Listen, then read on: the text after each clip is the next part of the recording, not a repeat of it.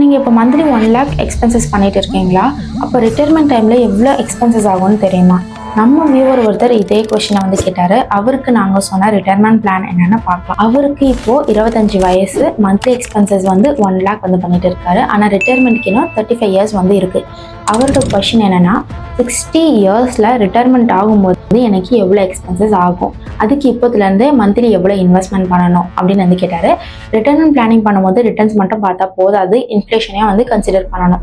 நாங்கள் inflation 6%லையும் investment returns வந்து 12%லையும் assume பண்ணிட்டோம். இந்த கேல்குலேஷன் பேசிஸில் 60 வயசில் அவரோட மந்த்லி எக்ஸ்பென்சஸ் வந்து 7 lakhs வந்து இருக்கும். அதே வந்து ஆனுவலாக வந்து பார்த்தோம் அப்படின்னா 92 lakhs வந்து எக்ஸ்பென்சஸாக வரலாம். அந்த லைஃப் ஸ்டைல் வந்து மெயின்டைன் பண்ண ரிட்டையர்மெண்ட் டைமில் அவருக்கு 11 crores வந்து கார்பஸ் வந்து தேவைப்படும்.